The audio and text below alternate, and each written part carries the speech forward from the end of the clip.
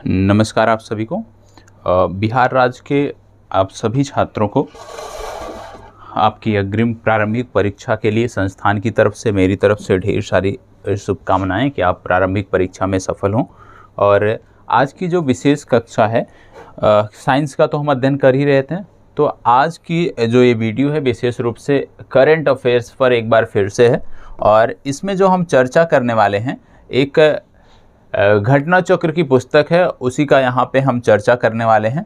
और इसमें हम सिर्फ और सिर्फ बिहार के परिदृश्य के बारे में देखने वाले हैं, बिहार राज्य से जुड़ी हुई चर्चा को देखने वाले हैं। आपको बता दें, यदि आप बात करते हो कि बिहार के करंट अफेयर्स से कितने प्रश्न पूछे जाते हैं, तो आपको बता दें अधिकतम आज तक पिछली यदि हम 10 परीक्षाओं को ले लें, बीपीएससी की पिछली 10 परीक्षाओं को ले लें, तो अधिकतम 6 प्रश्न बीपीएससी में पूछे गए हैं। ठीक है, और वो भी 3 वर्ष पहले की परीक्षा में पूछे गए हैं। पिछले वर्ष की यदि हम परीक्षा की बात करें तो वहाँ पे बिहार राज्य से जुड़े हुए जो करंट अफेयर्स की संख्या थी वो 0 थी। उससे पहले 1 प्रश्न पूछा गया था उससे पहले वाली परीक्षा में, और उससे पहले वाली परीक्षा में 2 प्रश्न, और उससे पहले 3 प्रश्न पूछे गए थे। और जो सबसे ज़्यादा पूछा गया था बीपीएससी से वो 6 प्रश्न पूछे गए हैं। ठीक है, अब इसलिए मैं आपको ये चीज़ें बता रहा हूँ कि बिहार से जुड़ा हुआ करंट अफेयर्स पे ज़्यादा आपको फोकस करने की ज़रूरत नहीं है, ज़्यादा आपको राष्ट्रीय और अंतर्राष्ट्रीय घटनाक्रम को कवर करने की ज़रूरत है। और अंतर्राष्ट्रीय घटनाक्रम में विशेष रूप से नेपाल और भारत के साथ क्या चीज़ें हो रही हैं, क्या घटनाक्रम हो रहे हैं, वो आपके लिए महत्वपूर्ण है। क्योंकि नेपाल और भारत दोनों की सीमा जो है यदि हम देखें बिहार के माध्यम से लगती है। आप कह सकते हो बिहार जो है राज्य है जिसकी सीमा नेपाल से लगती है, तो इसलिए नेपाल से संबंधों में जो चीज़ अपडेट होता है वो हमारे लिए ज़रूरी होता है। इसके साथ साथ यदि बांग्लादेश से संबंधित कोई रेलवे लाइन विस्तार हो रहा है, कोई सड़क नेटवर्क जुड़ रहा है, तो वो भी हमारे लिए ज़रूरी होता है। तो इस चर्चा में हालांकि हम पूरा बीपीएससी का देख चुके हैं जो अपडेट रहा है, लेकिन एक बार फिर से यहाँ पे कुछ चीज़ें नई भी इसमें हैं जिनको हमने नहीं देखा है, तो उनको भी हम यहाँ से समग्रता से देखने का प्रयास करेंगे। तो एक एक करके चीज़ें हम यहाँ पे देखेंगे और आप देखोगे आपको पता चलेगा कि ज़्यादातर चीज़ें इसमें से, ज़्यादातर करंट अफेयर्स इसमें से आपकी किसी न किसी कक्षा में उनकी चर्चा हुई है। सबसे पहले यहाँ पे आप देखोगे, जैसे मैं अक्सर आपको कहता रहता हूँ कि भारत नेपाल संबंध हमारे लिए महत्वपूर्ण है। यहाँ बिहार से संबंधित यहाँ पे प्रश्न बन जाते हैं। तो इसमें सबसे पहला आता है Jaynagar Kurtha rail line. Jaynagar Kurtha rail line को मैंने जब से चर्चा हुई है लगातार मैं बताता रहा हूँ। तो जयनगर कुर्था जो रेल लाइन है ये आपके लिए महत्वपूर्ण है। अब यहाँ पे क्या प्रश्न पूछा जा सकता है? सबसे पहले पूछा जा सकता है कि ये जो जयनगर से कुर्था की रेलवे लाइन है इसमें बिहार के कौन से जिले जोड़े जा रहे हैं? तो यहाँ पे आपको पता होना चाहिए जयनगर जो है ये मधुबनी में पड़ता है, बिहार में पड़ता है, और दूसरा जो कुर्था है ये नेपाल में पड़ता है।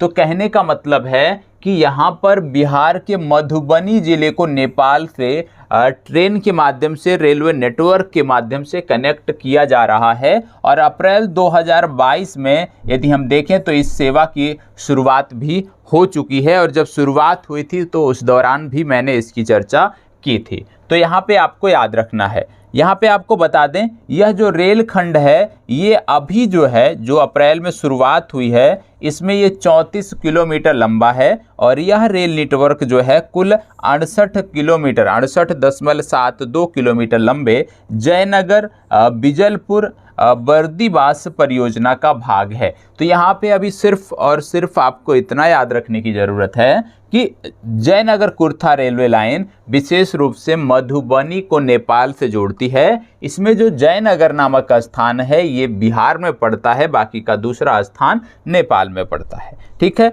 वर्तमान में इस रेलखंड पर 2 डेमू ट्रेनें संचालित की जा रही हैं जिनकी आपूर्ति कोंकण रेलवे ने की है। यहाँ पे बताया गया कि जो इस रेल नेटवर्क पर जो ट्रेन संचालित की जा रही है ये बनाई गई है कोंकण रेलवे द्वारा। इसकी आपूर्ति किसने की है? कोंकण रेलवे ने की है, और ये डेमू ट्रेनें हैं। ठीक है, चलिए आगे देखते हैं। अगला दूसरा जो सबसे महत्वपूर्ण है, ये भी महत्वपूर्ण है और इसके बारे में भी चर्चा आपके साथ हुई है। यहाँ पे बोला जा रहा है तीसरा राष्ट्रीय जल पुरस्कार। तीसरा राष्ट्रीय जल पुरस्कार आपको बता दें पूर्वी चंपारण जिला जो है को पूर्वी क्षेत्र श्रेणी में श्रेष्ठ जिला के तहत प्रथम पुरस्कार प्राप्त हुआ। याद रखिएगा 29 मार्च 2022 का घटनाक्रम है। पूर्वी चंपारण जिला को पूर्वी क्षेत्र श्रेणी में श्रेष्ठ जिला के तहत प्रथम पुरस्कार प्राप्त हुआ है। पूर्वी क्षेत्र में श्रेष्ठ पंचायत का प्रथम पुरस्कार गया जिले के तेलारी पंचायत को प्राप्त हुआ है। पूर्वी क्षेत्र में श्रेष्ठ पंचायत का पुरस्कार तेलारी पंचायत को प्राप्त हुआ है और यह पंचायत नीमचक बथानी प्रखंड के तहत आती है। यह पंचायत नीमचक बथानी प्रखंड के अंतर्गत आती है। तीसरे राष्ट्रीय जल पुरस्कार के तहत श्रेष्ठ राज्यों की श्रेणी में उत्तर प्रदेश को प्रथम जबकि राजस्थान एवं तमिलनाडु को द्वितीय और तृतीय स्थान प्राप्त हुआ है। तो ये भी आपको याद रखना है कि जो राष्ट्रीय जल पुरस्कार दिया गया है इसमें श्रेष्ठ राज्यों की श्रेणी में उत्तर प्रदेश को प्रथम स्थान पे और राजस्थान दूसरे, तमिलनाडु तीसरे स्थान पे है। लेकिन यहाँ पर बिहार के संदर्भ में जब हम बात करते हैं तो पूर्वी चंपारण जो जिला है बिहार का, इसको पूर्वी क्षेत्र श्रेणी में श्रेष्ठ जिला घोषित किया गया है।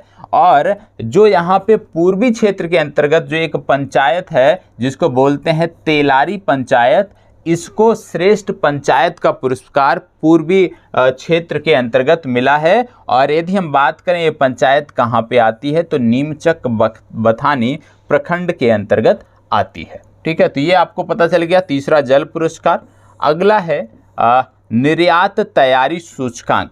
निर्यात तैयारी सूचकांक 2021 की बात हो रही है और यहाँ पे आपको बता दें कि इस सूचकांक में बिहार की रैंकिंग 22वीं तथा स्कोर 32.06 है।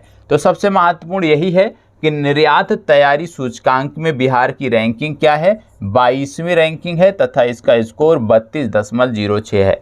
जबकि 2020 में बिहार की रैंकिंग 30वीं थी। याद रखिएगा बिहार की रैंकिंग 30वीं थी, मतलब बिहार ने इसमें संशोधन किया है, बिहार ने इसमें बेहतर काम किया है और आज के समय में इसकी रैंकिंग 22वीं है। इस रैंकिंग में शीर्ष 3 राज्यों में यदि हम बात करें तो गुजरात प्रथम, महाराष्ट्र द्वितीय और कर्नाटक तीसरे स्थान पे है। तो याद रखिएगा निर्यात तैयारी सूचकांक 2021 में गुजरात टॉप पर है, बिहार का स्थान 22वां है। इतना आपको याद रखना है। ठीक है, बाकी चीज़ें उतनी महत्वपूर्ण नहीं है, इतना ज़्यादा गहराई में आपसे नहीं पूछा जाएगा। तो इतना यदि आप याद रखते हैं तो कोई समस्या आपको नहीं होगी। अब बात आती है बिहार स्टार्टअप कॉन्क्लेव की। अब बिहार स्टार्टअप कॉन्क्लेव की जब बात करते हैं 2022 की बात हो रही है, बिहार स्टार्टअप कॉन्क्लेव 2022। यहाँ पे आपको बता दें कि बिहार के उद्योग मंत्री शाहनवाज हुसैन ने पटना में स्टार्टअप कॉन्क्लेव का उद्घाटन किया। तो यदि आपसे प्रश्न बन जाए कि बिहार स्टार्टअप कॉन्क्लेव का उद्घाटन कहाँ किया गया तो आपको बताना है पटना। कब किया गया? 12 मार्च 2022 को। इस कॉन्क्लेव का आयोजन पटना ज्ञान भवन में उद्योग विभाग के सहयोग से बिहार इंडस्ट्रीज एसोसिएशन द्वारा किया गया। आपको बता दें वर्ष 2017 में बिहार स्टार्टअप नीति की घोषणा सबसे प्रथम की गई थी। तो इतनी जानकारी आपको हो गया कि बिहार स्टार्टअप कॉन्क्लेव का आयोजन पटना में किया गया और इसका जो आयोजन था वो ज्ञान भवन पटना में किया गया। अगला एक ऐप आता है, ऐप का नाम है फ्रॉगवॉक ऐप। अब ये फ्रॉगवॉक ऐप क्या है आपको बता दें, मार्च 2022 में ये ऐप लॉन्च किया गया है। इस ऐप का निर्माण खगड़िया भागलपुर के निवासी निर्मल देव ने किया है। किसने किया है? निर्मल देव नामक व्यक्ति ने किया है, जो कि खगड़िया भागलपुर के निवासी हैं। निर्मल देव को राज्य सरकार द्वारा बिहार चेंज मेकर अवार्ड 2022 भी प्रदान किया गया है। तो आपसे यदि पूछ लिया जाए कि बिहार चेंज मेकर अवार्ड 2022 किसे प्रदान किया गया तो आप बताओगे कि निर्मल देव को यह पुरस्कार दिया गया। इस ऐप का उद्देश्य छोटे कामगारों जैसे हलवाई, बढ़ई, नलसाज एवं पेंटर आदि को रोजगार या कार्य ना मिलने की समस्या को दूर करना है। जैसा कि आप जानते होंगे कि एक ऐप है अर्बन क्लैप। अर्बन क्लैप सबको पता होगा। अर्बन क्लैप जो ऐप है इसमें भी इस तरह के जो लोग हैं उनकी डिटेल सेव की जाती है और उसके माध्यम से उनको जॉब मिलता है। मतलब कोई व्यक्ति उस ऐप के माध्यम से, यदि आपको एसी रिपेयर कराना है, कूलर रिपेयर कराना है, वॉशिंग मशीन रिपेयर कराना है तो इलेक्ट्रीशियन मिल जाएंगे, हेयर कट कराना है तो हेयर कट करने वाले मिल जाएंगे। इसके साथ साथ यदि आपको क्लीनिंग कराना है वो भी वहाँ पे उपलब्ध हैं। प्लम्बर से लेकर बढ़ई तक सब कुछ आपको मिल जाते हैं। तो कुछ इसी तरह का ऐप बिहार में विकसित किया गया है और इसका नाम है फ्रोगवाक ऐप और इसको विकसित किया है निर्मल देव ने। अगला है बिहार भूमि सुधार। बिहार भूमि सुधार के बारे में देख लेते हैं क्या है। बिहार भारत का पहला राज्य बन गया है जिसने गांवों के लिए गतिशील मानचित्र की अवधारणा पेश की है। बिहार भारत का पहला राज्य है जिसने गांवों के लिए गतिशील मानचित्र की अवधारणा पेश की है। बिहार विधानसभा ने बिहार भूमि उत्परिवर्तन संशोधन विधेयक 2021 पारित किया जिसमें मानचित्रों के उत्परिवर्तन को अनिवार्य कर दिया गया। इससे हर बार भूमि के स्वामित्व में परिवर्तन होने पर अद्यतन किया जाएगा। इससे कानूनी विवाद कम होंगे। तो याद रखिएगा, क्योंकि आप बिहार की जब बात करते हो तो बिहार में कानूनी विवाद जो हैं बहुत ज़्यादा हैं। विवाद में बिहार में जो भूमि विवाद है ना वो सबसे ज़्यादा हैं। और बिहार के संदर्भ में आप कह सकते हो भैया बिहार एक अजूबा राज्य है। देश का एक ऐसा राज्य है बिहार जो अभी इसका कुछ आप कह सकते हो कुछ ऐसे घटनाक्रम बिहार में हुए, ऐसे घटनाक्रम पूरे देश में कहीं नहीं हुए। बिहार ऐसा राज्य है जहाँ पे पूरा पूरा पुल चोरी हो जाता है। आप बताओ कि पूरा पूरा पुल जो है, लोहे का जो पुल होता है वो भी दिन में चोरी हो जाता है। ऐसा राज्य है बिहार। बिहार ऐसा राज्य है, अभी पता चला, ये लगभग एक सप्ताह पहले की समाचार है, वहाँ पे बताया गया कि एक अस्पताल था और अस्पताल भूमि ही बेच दी गई। मतलब एक सरकारी अस्पताल किसी भूमि पर बना है और वह भूमि भी किसी दूसरे को रजिस्ट्री हो गई और विभाग को पता ही नहीं चला। विभाग को पता ही नहीं चला और बाद में जब पता चला तो अब ये बात की जा रही है कि रजिस्ट्रार की भी कोई गलती नहीं है, उसको बचाने का प्रयास किया जा रहा है। जबकि जब किसी भी भूमि को लेकर क्रय विक्रय होता है तो उसकी जांच भी एक बार अवश्य होती है। और बताइए, अस्पताल उस पर निर्मित है, काम भी चल रहा है, वैक्सीनेशन भी उस अस्पताल में हो रहा है और उस अस्पताल की भूमि ही बेच दी जाए। ऐसे ऐसे लोग, शातिर लोग बिहार में पड़े हुए हैं। और बिहार सरकार के जो आप कह सकते हो प्रशासन का जो रवैया है वो भी बताने की उस पर ज़रूरत नहीं है। और पिछले दिनों चर्चा थी कि बिहार में एक रेल इंजन जो थे पड़ा हुआ था उसको भी बेच दिया गया था। तो इस तरह के कृत्य बिहार में हो रहे हैं और सुशासन का दावा करने वाले आदरणीय मुख्यमंत्री जी इस पर मौन है। निश्चित रूप से इस पर कार्रवाई होनी चाहिए कि भाई अस्पताल की भूमि नहीं बेच सकता कोई। और यदि पुल चोरी भी हुआ है तो पुल के बारे में जानकारी होनी चाहिए। कोई दिन में ही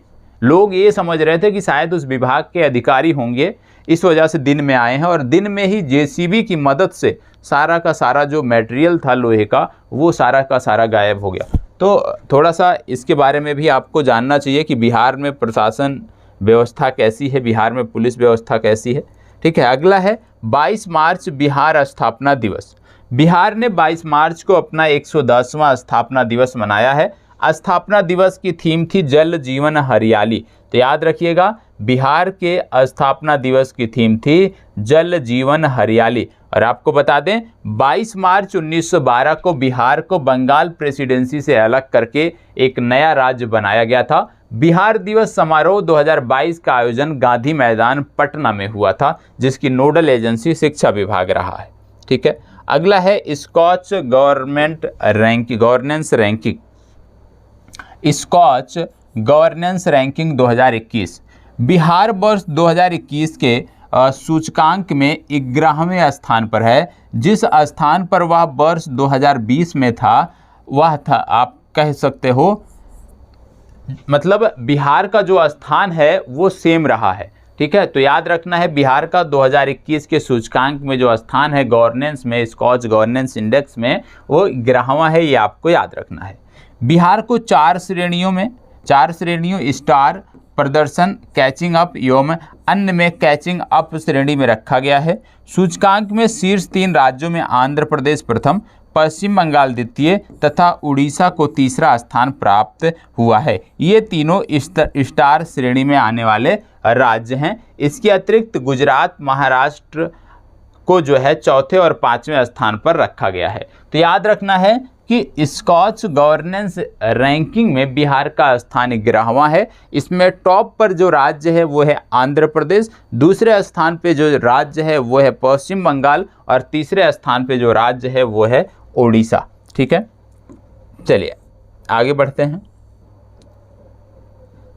इसको देखिएगा, ये आपको पता होना चाहिए। बोला गया है कि बोध गया में भगवान बुद्ध की शयन मुद्रा में भारत की सबसे बड़ी प्रतिमा स्थापित की गई। यहाँ पे बताया गया बुद्ध इंटरनेशनल वेलफेयर मिशन द्वारा बोध गया में भगवान बुद्ध की प्रतिमा का निर्माण किया जा रहा है। यह प्रतिमा शयन मुद्रा में होगी। प्रतिमा 100 फीट लंबी और 30 फीट ऊंची होगी। प्रतिमा का निर्माण कार्य वर्ष 2019 से प्रारंभ है। फाइबर ग्लास द्वारा निर्माणाधीन यह प्रतिमा कोलकाता के मूर्तिकारों द्वारा बनाई जा रही है। तो यदि आपसे पूछ लिया जाए कि भगवान बुद्ध की शयन मुद्रा में जो प्रतिमा है उसका निर्माण कहाँ किया जा रहा है, तो आपको बताना है बोध गया। ठीक है, चलिए अब यहाँ पे देख लेते हैं क्या है। यहाँ पे है मासिक धर्म स्वच्छता प्रबंधन योजना प्रारंभ करने वाला पूर्णिया जो है ये बिहार का पहला जिला है। तो याद रखिएगा, मासिक धर्म स्वच्छता प्रबंधन योजना प्रारंभ करने वाला पूर्णिया जो है ये बिहार का पहला जिला बना है। बिहार के पूर्णिया जिले ने नव अस्तित्व फाउंडेशन, स्वयं सहायता समूह एवं यूनिसेफ की सहायता से मासिक धर्म स्वच्छता प्रबंधन योजना को प्रारंभ किया है। कब? 8 मार्च 2022 को। योजना को पायलट प्रोजेक्ट के तौर पर अप्रैल 2021 में जिले के कासबा प्रखंड में शुरू किया गया है। तो याद रखिएगा, पूर्णिया में मासिक धर्म स्वच्छता प्रबंधन योजना प्रारंभ की गई है पायलट प्रोजेक्ट के रूप में। किसकी सहायता से? नव अस्तित्व फाउंडेशन, स्वयं सहायता समूह एवं यूनिसेफ की सहायता से। अगला है पीएम मित्र मेगा टेक्सटाइल पार्क। पीएम मित्र मेगा टेक्सटाइल पार्क, इसके बारे में जानकारी होनी चाहिए। इस योजना के तहत बिहार के पश्चिम चंपारण जिले में मेगा टेक्सटाइल पार्क का निर्माण किया जाएगा। इस योजना के तहत बिहार के पश्चिम चंपारण जिले में मेगा टेक्सटाइल पार्क का निर्माण किया जाएगा, ये आपको पता होना चाहिए। अगला है प्रधानमंत्री जनधन खाता खोलने में बिहार दूसरे स्थान पे। याद रखिएगा, प्रधानमंत्री जनधन खाता खोलने पर में जो है बिहार दूसरे स्थान पे है। यदि टॉप पे बोला जाए तो टॉप में उत्तर प्रदेश रहा है, दूसरे स्थान पर बिहार रहा है, यह आपको पता होना चाहिए। ठीक है, इसके बाद बात आती है बिहार के मुख्यमंत्री के प्रमुख सचिव की, प्रधान सचिव की। तो एस सिद्धार्थ हैं, एस सिद्धार्थ मुख्यमंत्री के प्रधान सचिव हैं, इनका नाम आपको याद रखना है। अगला है Rajgir zoo safari. Rajgir zoo safari के बारे में आपको पता होना चाहिए कि क्योंकि ये मुख्यमंत्री का बहुत महत्वपूर्ण प्रोजेक्ट है, महत्वाकांक्षी। राजगीर जू सफारी 16 फरवरी 2022 को बिहार के मुख्यमंत्री नीतीश कुमार ने राजगीर में जू सफारी का लोकार्पण किया। गौरतलब है कि 480 एकड़ में विस्तृत जू सफारी का निर्माण 176 करोड़ रुपए से किया गया, जिसका शिलान्यास वर्ष 2016 में किया गया था। सफारी में व्याख्या केंद्र एवं 180 डिग्री 3D थिएटर का भी निर्माण किया गया है। व्याख्या केंद्र में मानव के विकास क्रम और वन्य जीवों के जीवन चक्र से जुड़ी प्रतिमा भी स्थापित की गई है। तो याद रखना है, बिहार का जो जू सफारी है वो राजगीर में शुरू किया गया है, यह आपको पता होना चाहिए। ठीक है, आगे देख लेते हैं अगला क्या है। वित्तीय साक्षरता कार्यक्रम। तो याद रखिएगा, वित्तीय साक्षरता कार्यक्रम का जो आयोजन है पटना में किया गया था, ये आपको पता होना चाहिए, और इसका विषय था गो डिजिटल गो सिक्योर। अगला देखिए, मुख्यमंत्री ग्रामीण सोलर स्ट्रीट लाइट योजना। मुख्यमंत्री ग्रामीण सोलर स्ट्रीट लाइट योजना क्या है? इसके अंतर्गत 15 अप्रैल 2022 से राज्य के सभी गांवों में सोलर स्ट्रीट लाइट लगाई जाएगी, और यह मुख्यमंत्री के 7 निश्चय 2 के अंतर्गत शुरू किया गया है। तो यह भी आपको पता होना चाहिए। अगला है बिहार शहीद दिवस। ये आपके लिए महत्वपूर्ण है, बिहार शहीद दिवस। बिहार शहीद दिवस में क्या है? बिहार के मुख्यमंत्री नीतीश कुमार ने 15 फरवरी को प्रतिवर्ष शहीद दिवस मनाने की घोषणा की है। याद रखिएगा, 15 फरवरी को प्रतिवर्ष शहीद दिवस मनाने की घोषणा की है। क्यों? इस तिथि को वर्ष 1932 में मुंगेर जिले के तारापुर शहर के थाने पर तिरंगा लहराने के प्रयास में पुलिस की गोली का शिकार होकर 34 स्वतंत्रता सेनानी शहीद हुए थे। तो याद रखना है 15 फरवरी को बिहार शहीद दिवस के रूप में क्यों अब मनाने जा रहा है, क्योंकि इसी दिन वर्ष 1932 में मुंगेर जिले के तारापुर शहर में तिरंगा झंडा फहराने के प्रयास में कुछ स्वतंत्रता सेनानियों की मृत्यु हुई थी, शहीद हुए थे, इसलिए बोला जाता है। यद्यपि गोपाल सिंह नामक स्वतंत्रता सेनानी थाने के भवन पर तिरंगा लहराने में सफल रहे थे। तो यह भी आपको पता होना चाहिए। अगला है प्रथम टेक्सटाइल पार्सल स्पेशल ट्रेन। ये क्या है? प्रथम textile parcel special train Gujarat के सूरत शहर के उद्यना रेलवे स्टेशन से बिहार के पटना शहर के दानापुर रेलवे स्टेशन तक चलाई गई। तो याद रखिएगा, प्रथम टेक्सटाइल पार्सल स्पेशल ट्रेन किन दो स्टेशनों के बीच चलाई गई? तो चलाई गई ये सूरत शहर के उद्यना रेलवे स्टेशन से पटना शहर के दानापुर रेलवे स्टेशन तक चलाई गई। ठीक है। 9 फरवरी 2022 को पश्चिम रेलवे के मुंबई सेंट्रल डिवीजन ने चलथान से सकरैल डिवीजन तक 100वीं टेक्सटाइल ट्रेन के लदान की मंजूरी अर्जित की है। तो यहाँ पे सिर्फ इतना याद रखना है कि प्रथम टेक्सटाइल पार्सल स्पेशल ट्रेन जो चलाई गई वो गुजरात के सूरत शहर से बिहार के पटना के दानापुर तक चलाई गई। ठीक है, इतना आपको याद रखना है। चलिए आगे देख लेते हैं। अगला है आसियाना नगर मंडल में देश का पहला स्मार्ट प्रीपेड मीटर। अब ये क्या है इसको भी देख लेते हैं। आसियाना नगर मंडल बिहार की राजधानी पटना के आसियाना नगर मंडल को देश के पहले स्मार्ट प्रीपेड मीटर स्थापित करने का गौरव प्राप्त हुआ है। देश के पहले स्मार्ट प्रीपेड मीटर स्थापित करने का गौरव किसको प्राप्त हुआ है? ये हुआ है आसियाना नगर मंडल। कहाँ पे पड़ता है? पटना में पड़ता है। यहाँ पर कुल 38,000 घरों में स्मार्ट प्रीपेड मीटर लगाए गए हैं।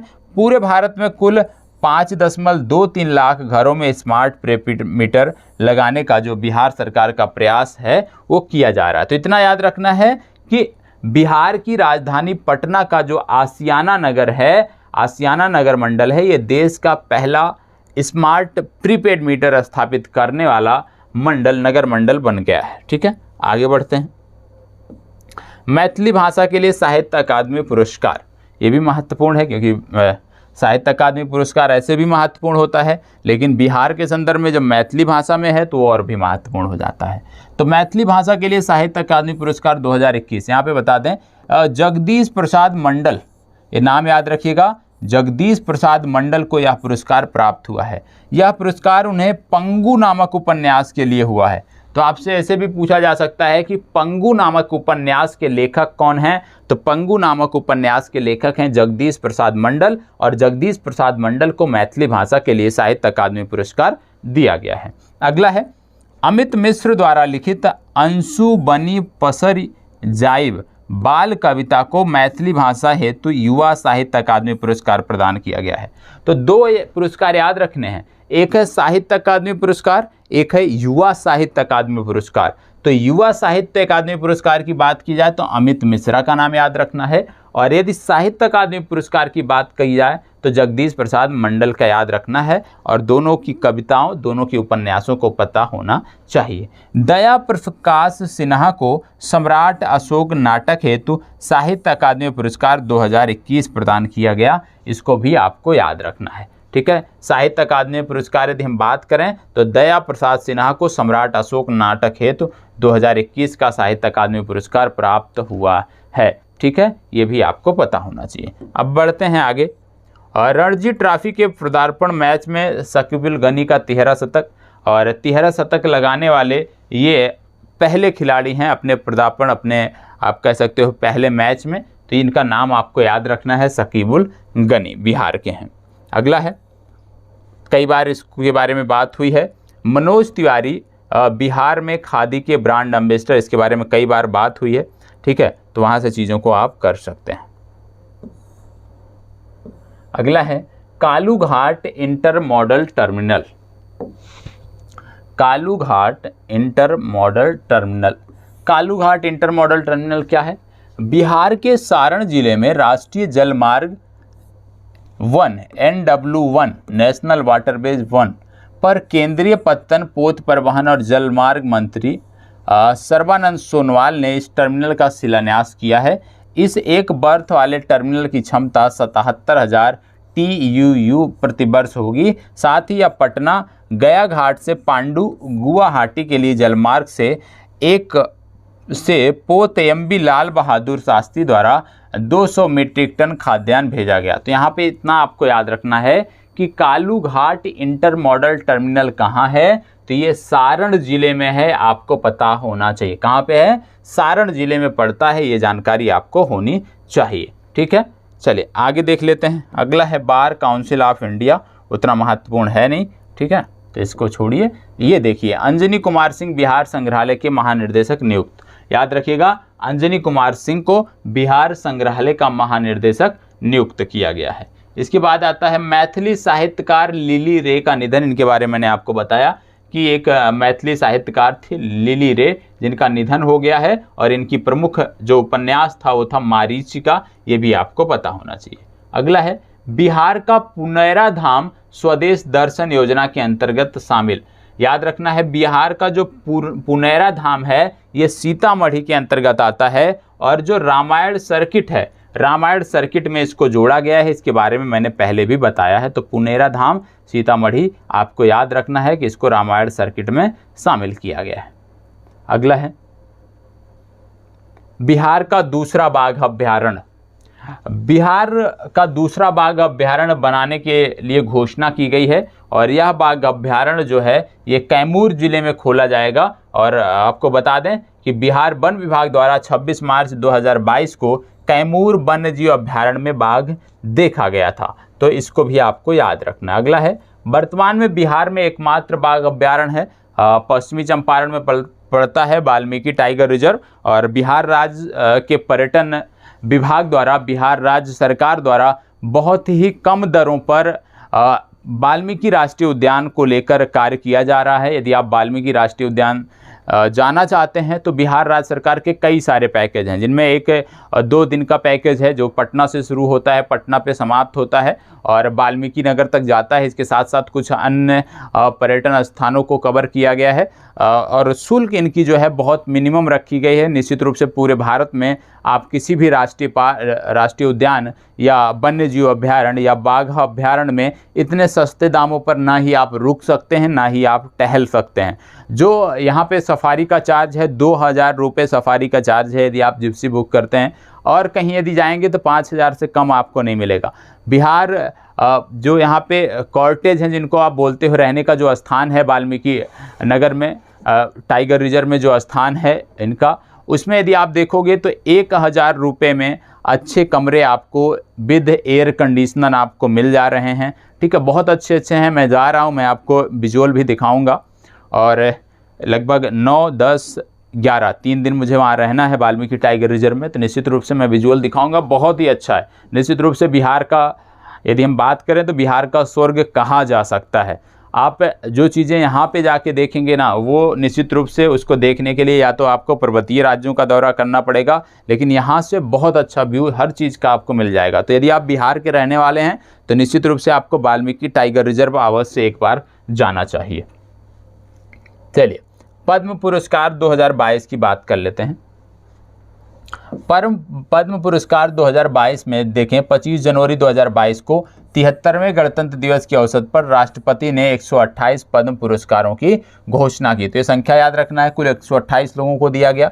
बिहार की 2 हस्तियों को 2022 के लिए चुना गया। इनमें एक का नाम है शैबल गुप्ता, जो कि पद्मश्री इनको मिला है, मरणोपरांत मिला है, शिक्षा के क्षेत्र में इनको मिला है। दूसरे हैं आचार्य चंदना जी, इनको भी पद्मश्री मिला है, सामाजिक कार्य के लिए मिला है। तो 2022 के लिए इनाम याद रखना है। बाकी इनसे संदर्भित 2020 के लिए किसको मिला, 2021 के लिए किसको मिला, मैंने बहुत डिटेल में बताया है, तो वहाँ से जाके आप चीज़ों को देख सकते हैं। अब बात आती है वन स्थिति रिपोर्ट के बारे में। इसके बारे में भी हमने पहले देखा है, लेकिन आज एक बार फिर से देख लेंगे, रिवीजन हो जाएगा। बिहार वन स्थिति रिपोर्ट 2021 देहरादून स्थित भारतीय वन सर्वेक्षण विभाग द्वारा प्रत्येक 2 वर्ष पर उपग्रह चित्रण के माध्यम से वन स्थिति रिपोर्ट जारी की जाती है।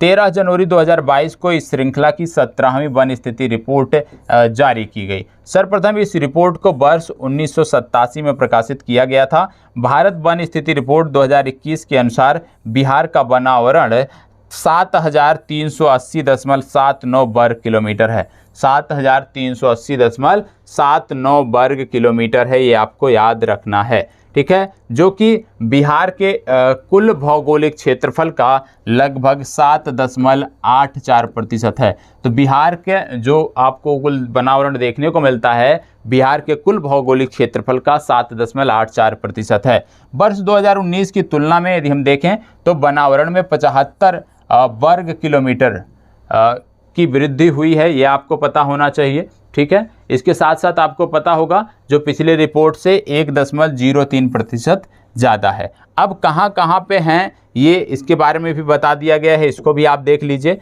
जैसे जब बिहार की हम बात करते हैं, हम वनों की बात करते हैं, तो वनों की मुख्य रूप से 3 कैटेगरी आपको देखने को मिलती है, very dense forest, moderately dense forest, open forest.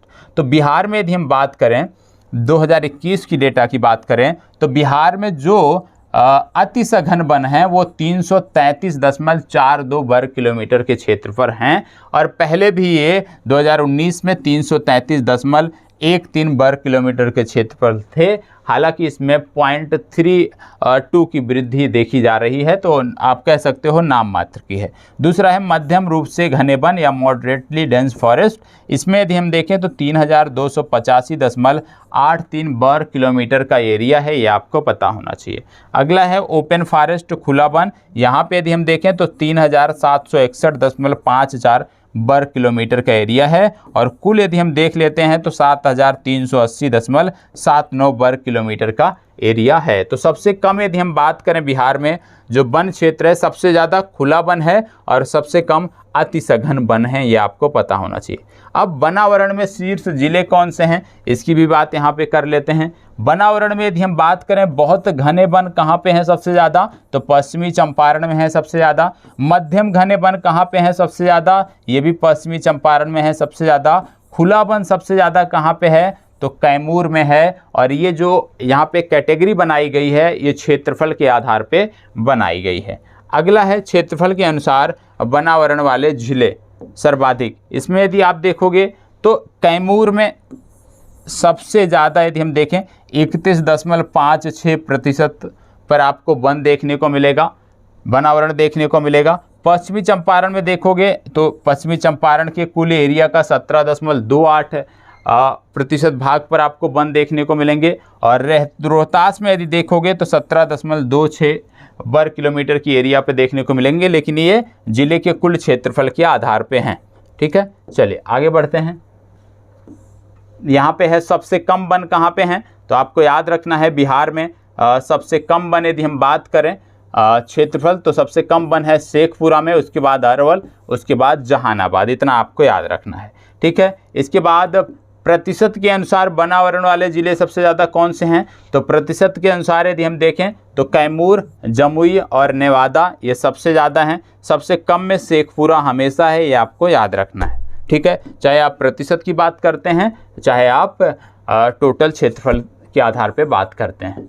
इसके बाद बात आती है कि 2019 की तुलना में वनावरण में वृद्धि एवं कमी दर्शाने वाले ज़िले कौन से हैं, तो सबसे ज़्यादा जो वृद्धि दर्शाई गई है पिछले रिपोर्ट और इस रिपोर्ट के आधार पे यदि हम देखें, तुलनात्मक अध्ययन करें, तो सबसे ज़्यादा जो वृद्धि दिखाई दी है वो बांका में दिखाई दी है। तो सिर्फ बांका आपको याद रखना है कि पिछले रिपोर्ट में और इस बार की रिपोर्ट में सबसे ज़्यादा वृद्धि यदि कहीं पे दिखाई दी है वनावरण में, तो वो बांका में दिखाई दी है। सबसे ज़्यादा कमी कहाँ दिखाई दी है, तो सबसे ज़्यादा कमी कैमूर में दिखाई दी है, ये आपको याद रखना है। पिछले 2 वर्षों में वनों का सबसे ज़्यादा क्षेत्रफल जो बढ़ा है वो बांका में बढ़ा है, सबसे ज़्यादा क्षेत्रफल जो कम हुआ है वो कैमूर में हुआ है, ये आपको पता होना चाहिए, ठीक है। चलिए आगे देख लेते हैं। अगला कह रहा है रिपोर्ट के अनुसार राज्य के 2341 वर्ग किलोमीटर क्षेत्रफल पर वृक्षावरण है, जो राज्य के कुल भौगोलिक क्षेत्रफल का 2.49% है। ये भी आपको याद रखना है। इसमें आगे बताया गया कि वर्ष 2019 की रिपोर्ट की तुलना में 2003 वर्ग किलोमीटर वृक्षावरण में 333 वर्ग किलोमीटर की वृद्धि दर्ज हुई है। ये भी आपको पता होना चाहिए। अब बात आती है वृक्ष एवं वृक्षावरण की, ये उतना महत्वपूर्ण आपके लिए नहीं है। अब यहाँ पे जो कुछ अन्य बिंदु हैं ये आपके लिए महत्वपूर्ण है, इसको आपको देखना है। यहाँ पे वाल्मीकि नगर टाइगर रिजर्व के 796.12 वर्ग किलोमीटर में वन हैं, जो कुल टाइगर रिजर्व क्षेत्रफल का 85.71% है। यह भी आपको याद रखना है कि वाल्मीकि नगर टाइगर रिजर्व के 796.12 वर्ग किलोमीटर में वन हैं, जो कुल टाइगर रिजर्व क्षेत्रफल का जो क्षेत्रफल यहाँ पे है 928.80 वर्ग किलोमीटर, उसका 85.71% है। ये भी आपको पता होना चाहिए। मतलब जो वाल्मीकि नगर टाइगर रिजर्व है उसके 85.71% भाग पर आपको जो है वो वन देखने को मिलेंगे। अगला है अमीर सुबहानी बिहार के नए मुख्य सचिव। तो इनका भी नाम आपको याद रखना है। बिहार के नए सचिव कौन बने हैं? अमीर सुबहानी। अगला आता है सुशासन सूचकांक। ठीक है, सुशासन सूचकांक 2021। सुशासन सूचकांक 2021 में क्या है आइए देख लेते हैं। यहाँ पे बताया गया है कि 25 दिसंबर 2021 को सुशासन दिवस के अवसर पर केंद्रीय कार्मिक लोक सेवा और पेंशन मंत्रालय द्वारा सुशासन सूचकांक 2020-21 जारी किया गया। यह सूचकांक का द्वितीय संस्करण है। सुशासन सूचकांक 2020-21 में बिहार की स्थिति क्या है? बिहार की जो स्थिति है यदि हम देखें, ग्रुप बी में पहली बात बिहार है और ग्रुप बी में बिहार का जो स्थान है वो 6वां है, जबकि इसमें इस सूची में मध्य प्रदेश टॉप स्थान पर है। ये आपको पता होना चाहिए। और पिछली बार की तुलना में 5% की वृद्धि हुई है, ये भी जानकारी होनी चाहिए। तो कुल मिला के सुशासन सूचकांक में बिहार का जो स्थान है वो 6वां है। इतनी जानकारी आपको याद रखनी है। ठीक है, अब बात आती है सुशासन सूचकांक कैसे जारी किया जाता है। ये 10 क्षेत्र हैं, इन 10 क्षेत्रों के आधार पर सुशासन सूचकांक जारी किया जाता है, ये आपको पता होना चाहिए। और इसमें ओवरऑल कैटेगरी जब निकाली जाती है तो बिहार का स्थान है 6वां। लेकिन इसमें एक चीज़ और याद रखना है कि सार्वजनिक अवसंरचना और उपयोगिता क्षेत्र में यदि हम देखें तो बिहार की जो रैंकिंग है वो पहली है। मतलब बिहार ने सार्वजनिक अवसंरचना और उपयोगिता के क्षेत्र में बेहतर काम किया है, इसमें बिहार की रैंकिंग प्रथम है। यह भी आपको याद रखने की जरूरत है। बाकी अन्य क्षेत्रों को याद नहीं रखना है। ठीक है, अगला है राष्ट्रीय बहुआयामी गरीबी सूचकांक में बिहार की स्थिति। राष्ट्रीय बहुआयामी गरीबी सूचकांक महत्वपूर्ण सूचकांक होता है। इस सूचकांक के अनुसार बिहार भारत का सर्वाधिक गरीब राज्य है। बिहार भारत का सर्वाधिक गरीब राज्य है। बिहार की 51.91% जनसंख्या बहुआयामी गरीबी के दायरे में है। बिहार का MPI स्कोर जो है वो 0.265 है और ग्रामीण क्षेत्र में ये 0.286 है। ठीक है, ओवरऑल 0.265 है, लेकिन जब शहरी और ग्रामीण की बात करते हैं तो ग्रामीण क्षेत्र में 0.286 और शहरी क्षेत्र में 0.117 है। ये आपको पता होना चाहिए। राज्य की 51.88% जनसंख्या कुपोषण की शिकार है। और यहाँ पे याद रखना है कि देश में सबसे ज़्यादा कुपोषण के शिकार जो जनसंख्या है वो बिहार में है। ठीक है, राष्ट्रीय परिवार स्वास्थ्य सर्वेक्षण 2015-16 के आंकड़ों के अनुसार राज्य की 39.86% जनसंख्या बिजली की पहुंच से दूर थी। कब? 2015-16 में यहाँ की 39% जनसंख्या बिजली से दूर थी, लेकिन आज के समय में ऐसा नहीं है। ठीक है, राज्य की आज के समय में यदि हम बात करें तो 2019 और 20 का जो आंकड़ा है उसके आधार पर बताया गया है कि अभी भी राज्य की 3.7% जनसंख्या ऐसी है जो बिजली की पहुंच से दूर है। तो निश्चित रूप से पिछले 4 से 5 सालों में लगातार जो केंद्र सरकार का प्रयास रहा है प्रत्येक घर को बिजली से जोड़ना, उसमें प्रगति देखने को मिली है और उसके आधार पे बिहार की जो रैंकिंग है इस क्षेत्र में वो सुधरी भी है।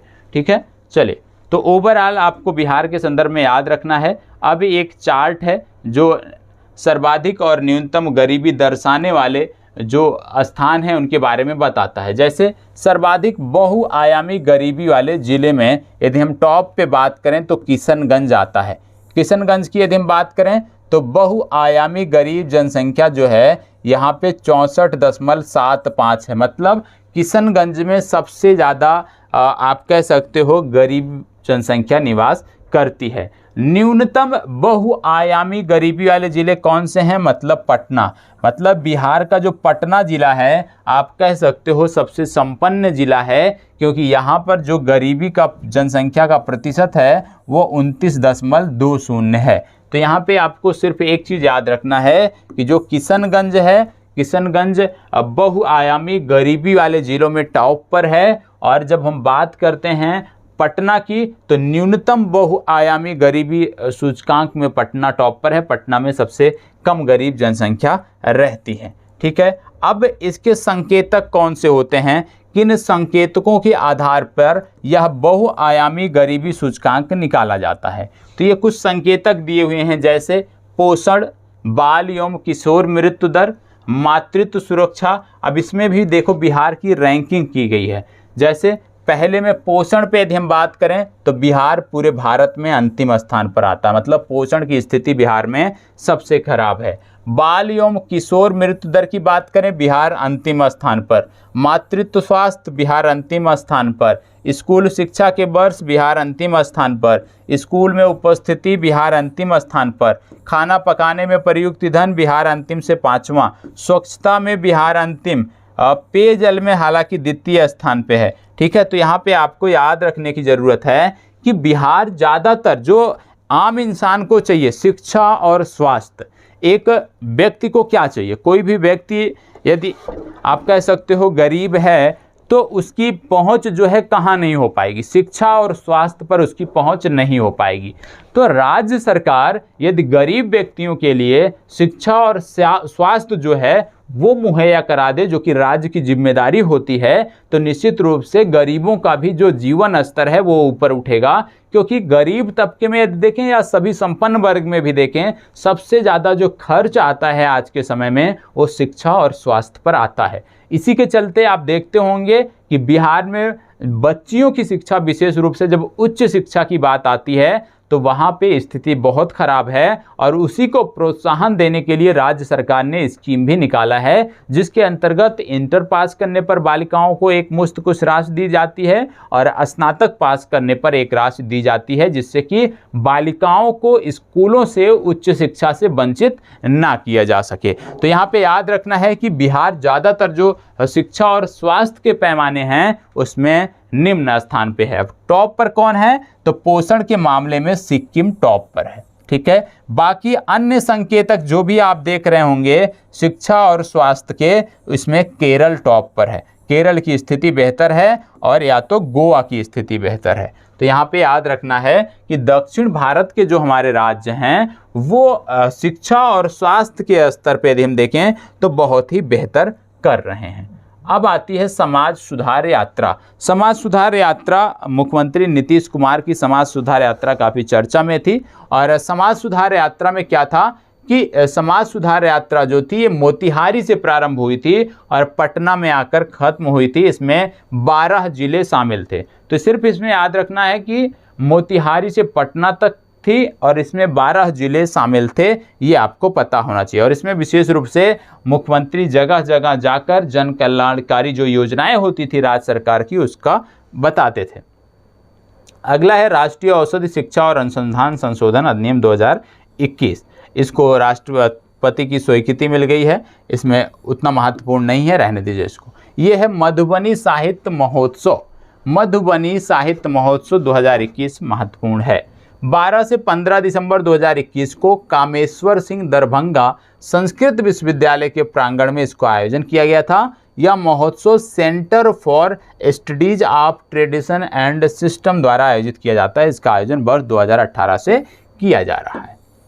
अगला है बिहार औद्योगिक क्षेत्र विकास प्राथमिक क्षेत्र विकास प्राधिकरण निजी भूमि खरीद नीति 2021। दिसंबर 2021 में बिहार सरकार द्वारा यह नीति लागू की गई।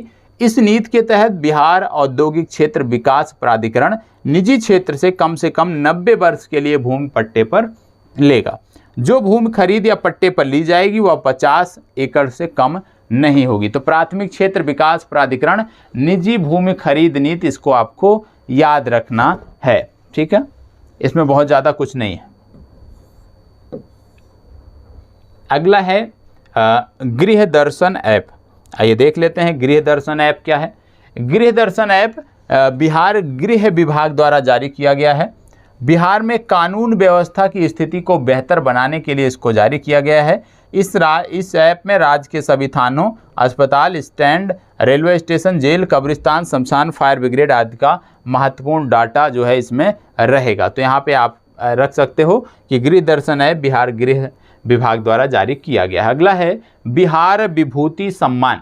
बिहार विभूति सम्मान किसको दिया गया? तो बिहार विभूति सम्मान रोहित कुमार को दिया गया, ये आपको याद रखना। अगला है बिहार में एकल उपयोग प्लास्टिक पर प्रतिबंध। जी हाँ, पूरे भारत में अभी ये प्रतिबंध लग रहा है, तो इसको भी आपको याद रखना है, कोई नई चीज़ इसमें नहीं है। अगला है एनटीपीसी की बरौनी और बाढ़ इकाइयाँ राष्ट्र को समर्पित। तो यहाँ पे आपको याद रखना है कि बिहार में बरौनी ताप विद्युत केंद्र बेगूसराय चरण 2 का 500 मेगावाट का जो क्षमता का प्लांट था वो शुरू हो गया है। और एनटीपीसी बाढ़ सुपर थर्मल पावर प्लांट जो कि 660 मेगावाट का है, ये भी शुरू हो गया है। तो ये भी आपको याद रखना है। इससे क्या होगा, बिहार राज्य की जो ऊर्जा ज़रूरतें हैं वो आसानी से पूरी हो सकेंगी। हो सकता है कि आने वाले समय में इसी प्रकार से बिहार ऊर्जा के क्षेत्र में आत्मनिर्भर हो जाए। एनआईटी पटना में अंतरिक्ष क्षेत्रीय शैक्षिक केंद्र का उद्घाटन। तो यदि आपसे पूछा जाए कि बिहार में कहाँ पर अंतरिक्ष क्षेत्रीय शैक्षिक केंद्र का उद्घाटन किया गया, तो आप बताओगे एनआईटी पटना में। तो ये आपको याद रखने की जरूरत है। अगला है स्मार्ट पुलिसिंग सूचकांक। स्मार्ट पुलिसिंग सूचकांक में बिहार की स्थिति क्या रही, जानना चाहिए आपको। स्मार्ट पुलिसिंग सूचकांक 2021 में बताया गया कि आंध्र प्रदेश टॉप पर है और बिहार जो है सबसे अंतिम स्थान पे है। तो याद रखना है स्मार्ट पुलिसिंग सूचकांक में बिहार का स्थान नीचे से पहला है, ऊपर से अंतिम पायदान पर बिहार विद्यमान है। ठीक है, अगला है एसडीजी शहरी सूचकांक 2021। एसडीजी शहरी सूचकांक 2021 के बारे में भी आपको पता होना चाहिए। ये क्या है? नवंबर 2021 में इस सूचकांक को जारी किया गया। उल्लेखनीय है कि नीति आयोग द्वारा प्रथम बार इस प्रकार के सतत विकास लक्ष्य के अंतर्गत शहरी सूचकांक जारी किया गया है। सूचकांक में 56 शहरों को 77 संकेतकों के आधार पर स्थान दिया गया है। बिहार के पटना ने 57.29 स्कोर के साथ इसमें 52वां स्थान हासिल किया है, जबकि इस सूचकांक में शिमला टॉप पर है। इसके बारे में भी हमने कल जिक्र किया है, आज भी आपको बता दे रहा हूं। तो शिमला इसमें टॉप पर है। एसडीजी शहरी सूचकांक में बिहार का जो स्थान है वो 52वां स्थान है, इसको आपको याद रखना है। अगला है राष्ट्रीय पारिवारिक स्वास्थ्य सर्वेक्षण 2021। अब इस सर्वेक्षण में बिहार से संबंधित क्या है?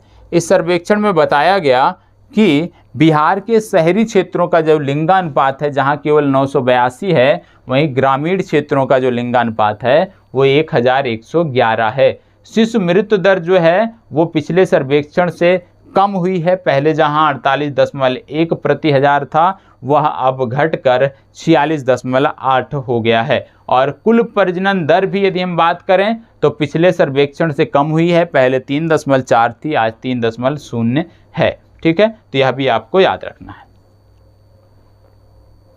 अब बात आती है पद्म पुरस्कार 2021 की। ठीक है, क्योंकि 2022 के बारे में भी हमने देखा था। अब पद्म पुरस्कार 2021 की बात हो रही है, तो यहाँ पे आपको बता दें कि वर्ष 2021 से तो देश की कुल 119 हस्तियों को यह पुरस्कार प्रदान किए गए, जिसमें बिहार की 5 हस्तियां शामिल थी। इसमें श्री रामविलास पासवान को मरणोपरांत उनके कार्यों हेतु पद्म भूषण से सम्मानित किया गया। वहीं 4 अन्य हस्तियों श्रीमती दुलारी देवी मिथिला पेंटिंग, श्री रामचंद्र माझी लोक कलाकार हैं ये। ठीक है, और अगला है डॉक्टर दिलीप कुमार सिंह चिकित्सा के क्षेत्र में, श्रीमती मृदुला सिन्हा इनको साहित्य के क्षेत्र में। तो ये 5 नाम आपको याद रखने की ज़रूरत है 2021 के लिए। अगला है 60वां अंतर्राष्ट्रीय धर्म सम्मेलन, तो इसका आयोजन राजगीर में किया गया, मैंने बताया है, तो वहाँ से आप इसको देख सकते हैं। अब कुछ फैक्ट और हैं जिनके बारे में हमें बात करना है, जैसे 40वां भारत अंतर्राष्ट्रीय व्यापार मेला। पिछली कक्षा में जब हमने बिहार से संबंधित करंट अफेयर्स किया था एक वीडियो में, वहाँ मैंने बताया था कि इसमें बिहार भागीदार राज्य के रूप में, उत्तर प्रदेश एवं झारखंड फोकस राज्य के रूप में थे, और इस मेले में बिहार के पैवेलियन को स्वर्ण पदक प्राप्त हुआ था। ठीक है, तो इसको आपने देख लिया। फिर है बिहार में एथेनॉल प्लांट की स्थापना। बिहार में एथेनॉल प्लांट कहाँ कहाँ स्थापित किए जाएंगे, तो यहाँ पे आपको याद रखना है कि ये प्लांट जो है बिहार में मुजफ्फरपुर, भोजपुर, नालंदा, पूर्णिया, बक्सर, मधुबनी, बेगूसराय, गोपालगंज, पूर्वी चंपारण, भागलपुर जिले में स्थापित किए जाएंगे। तो याद रखना है इन जिलों को, ठीक है। और बिहार देश का पहला राज्य है जिसने 2021 में एथेनॉल नीति लागू किया है। तो बिहार भारत का पहला राज्य है जिसने एथेनॉल नीति लागू किया है। बिहार का पहला पेपरलेस कलेक्ट्रेट कौन सा बना है? सहरसा बना है, ये भी याद रखना। बिहार का पहला पेपरलेस कलेक्ट्रेट जो है ये सहरसा बना है, ये आपको पता होना चाहिए, ठीक है। आगे बढ़ते हैं, जलवायु संवेदनशील सूचकांक की बात कर लेते हैं। जलवायु संवेदनशील सूचकांक में यदि हम बात करें तो असम को सर्वाधिक संवेदनशील राज्य बताया गया है और बिहार को चौथा सर्वाधिक संवेदनशील राज्य बताया गया है, ये आपको पता होना चाहिए।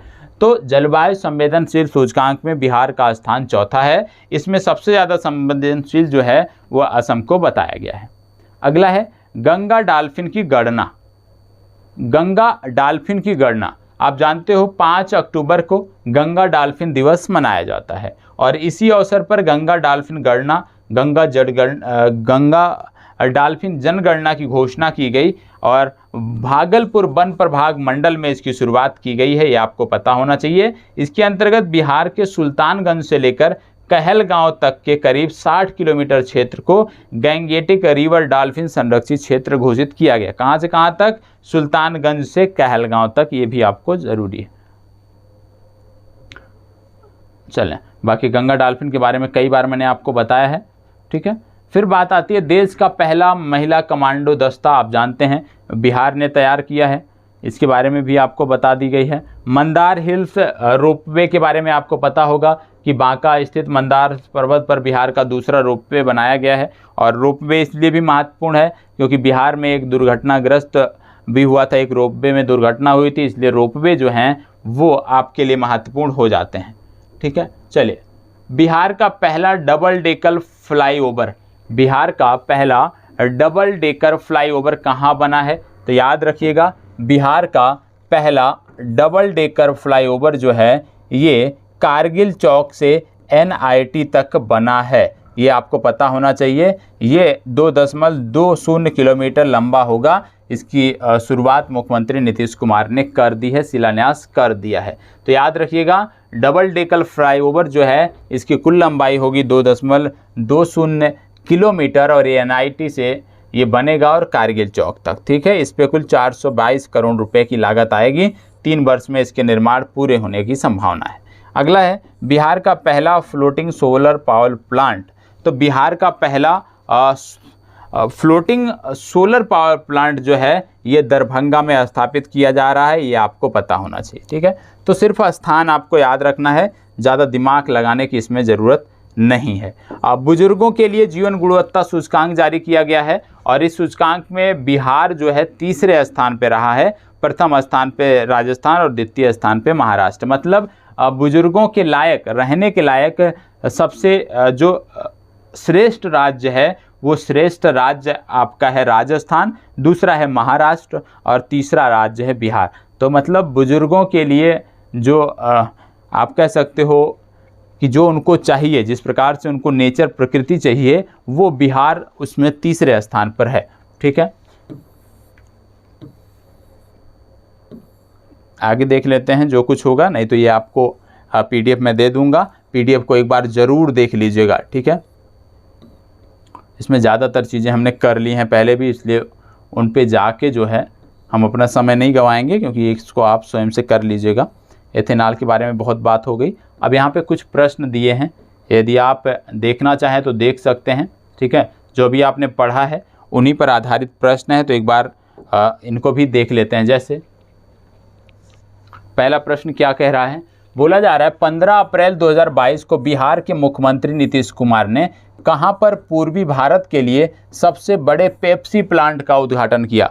तो पूर्वी भारत के लिए सबसे बड़े पेप्सी प्लांट का जो उद्घाटन है वो बरौनी में किया गया, बेगूसराय में। अगला है, हाल ही में दुर्गावती बांध को इको टूरिज्म स्थल के रूप में विकसित किया जाएगा, या बिहार के किस जिले में है। तो जो दुर्गावती बांध है जिसको इको टूरिज्म स्थल के रूप में विकसित किया जाएगा, ये कैमूर में पड़ता है। अगला है, दुर्गावती बांध किस नदी पर स्थित है। तो कर्मनाशा की सहायक नदी दुर्गावती पर स्थित है, याद रखना है। तो दुर्गावती बांध कैमूर में किस नदी पर, दुर्गावती नदी पर स्थित है, और दुर्गावती नदी जो है ये कर्मनाशा की सहायक नदी है। अगला है, 2 नवंबर 2021 को बिहार के स्वास्थ्य मंत्रालय द्वारा कोविड-19 टीकाकरण को बढ़ावा देने के उद्देश्य से किस व्हाट्सएप चैट बोट का शुभारंभ किया गया। याद रखिएगा, वैक्सीन मित्र की यहाँ पे बात हो रही है। अगला है, नवंबर 2021 में बिहार के किस जिले को स्वच्छ सर्वेक्षण 2021 में राज्य स्तर पर सबसे स्वच्छ घोषित किया गया। ये आपका गया है, ये भी आपको पता होना चाहिए। राष्ट्रीय स्तर पर इसकी रैंकिंग 289वीं है। ठीक है। अगला है, स्वच्छ सर्वेक्षण 2021 में गंगा किनारे 1 लाख से अधिक आबादी सबसे स्वच्छ शहरों में बिहार में शीर्ष स्थान पर कौन सा रहा। ये था मुंगेर। राष्ट्रीय स्तर पर यदि देखें तो इसकी रैंकिंग दूसरी रही है, प्रथम स्थान पे वाराणसी था। ठीक है। अगला है, स्वच्छ सर्वेक्षण 2021 में गंगा किनारे 1 लाख से कम सबसे स्वच्छ शहरों की श्रेणी में बिहार में कौन सा जो शहर है वो टॉप पर रहा। तो सोनपुर, याद रखना है। तो 1 लाख से अधिक आबादी वाले गंगा शहर में मुंगेर दूसरे स्थान पे, 1 लाख से कम गंगा किनारे स्थित शहरों में सोनपुर पहले जो है वो पहले स्थान पर बिहार में है, और राष्ट्रीय स्तर पर चौथी रैंकिंग है। ठीक है। अगला जो है, स्वच्छता सर्वेक्षण के लिए घोषित 121 वार्ड में बिहार के किस जिले को बेस्ट सिटीजन फीडबैक अवार्ड मिला। यह है सुपौल को बेस्ट सिटीजन फीडबैक अवार्ड मिला। तो यहाँ पे ये प्रश्न दिए गए हैं, इसकी पीडीएफ मैं आपको शेयर कर रहा हूँ। तो ये भी कि जो भी प्रश्न हैं ये पूरी 2 पेज का ये पीडीएफ है, 2 पेज इसमें प्रश्नों के रूप में हैं। इसको आप अवश्य देख लीजिएगा। पीडीएफ आपके टेलीग्राम ग्रुप पर मैं अभी शेयर कर दे रहा हूँ। तो करंट अफेयर्स के लिए आप निश्चित रूप से जितनी जानकारी दी गई है, बाकी रवि जी का मास्टर वीडियो आ रहा है, वहाँ से देख लीजिएगा। करंट अफेयर्स आपका हो जाएगा। बाकी फोकस आपको बिहार राज्य विशेष पे करना है। साइंस भी आपका 100% यहाँ से हो जाएगा। ठीक है। चलिए, धन्यवाद, बहुत बहुत आभार।